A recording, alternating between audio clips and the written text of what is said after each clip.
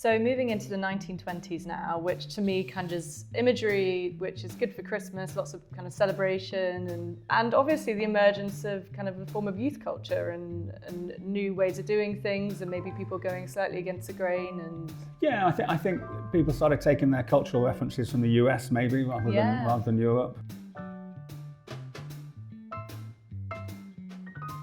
We saw the rise of cocktails in that era very much, Great Gatsby and all that. And if you look at some of the wine lists from that era, there was a lot of spirits on there. Whiskey obviously, but a lot of gin on there, rums even.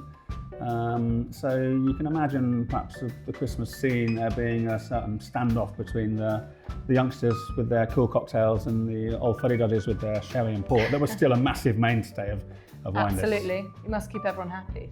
That's the job of a merchant. Yeah, for sure. And again, if you look at those lists, you'll see a few more table wines coming in. Oh, right. We got over phylloxera by then. We're starting to see, certainly in Bordeaux, more chateau bottled wines, some of the big names from the 1855 classification on the list. Not so much in Burgundy. That was still domain bottling in Burgundy. Didn't really start until 20s, 30s, 40s even. So you'd be getting just generic Beaune or Volnay or Pommard, and mainly red. Yeah, and how about whites and the journey to UK tables? Were they there? Yeah, they were. And again, if we go back and look at some of the lists, you'll see most of the white wines are actually German. Interesting. Mosel or Liebfrau milk. So we think of Liebfrau milk as sort of Blue Nun, Black Tower, 1970s retro. Yeah. It was started way before that. So a lot of the white wines on that people might have been drinking at Christmas would have been German in there. Probably pre-Second World War. Presumably. And were these dry, sweet? Bit of both. Okay. And there was you would see some Chablis, but not much else from Burgundy. There was some dry white Bordeaux, and also sweet white Bordeaux. So there's an Emms on the 1937 Lane Wheeler list, for example. Oh my gosh, I bet that's drinking beautifully still. I don't know if there's any still around in the cellars. You have to have a little look. I bet that'd be delicious. But yeah, I think so. Term for me is Christmas in a glass. So it's nice to know that people have been knowing that for a while. So aside from the classic regions that people were enjoying and starting to drink, were people looking further afield perhaps to the New World? Very much so. As you say, most of the list would have been dominated still by Europe, but we see a bit of an influx of wines from further afield, particularly around the Commonwealth. So South Africa, Australia, but largely around fortified wines still. Interesting, yeah. Might be partly to do with the voyage that they would have had to have undertaken. And back in the day, you would have been able to call things like South African sherry or Australian port. Not quite sure how those were made, but they had a certain reputation. I suspect not many people still alive today would be able to draw back on that experience, but Hugh Johnson can, and he assures us South African sherry was nearly as good as the real thing, I think he said. Amazing, I'd love to try that.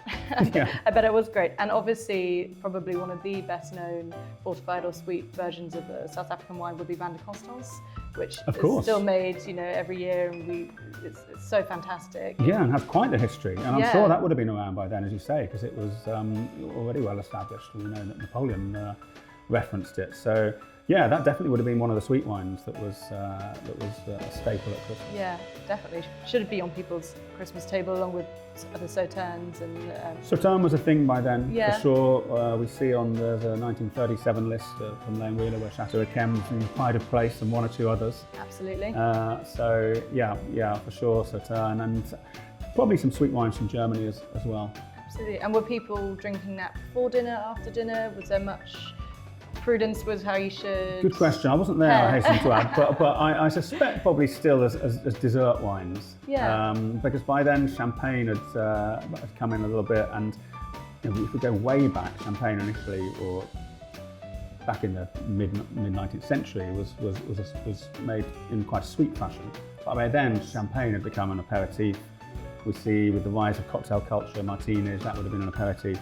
So I suspect sweet wines are battling with port and sweeter sherries for the dessert stage. Yeah, the Christmas pudding. Right.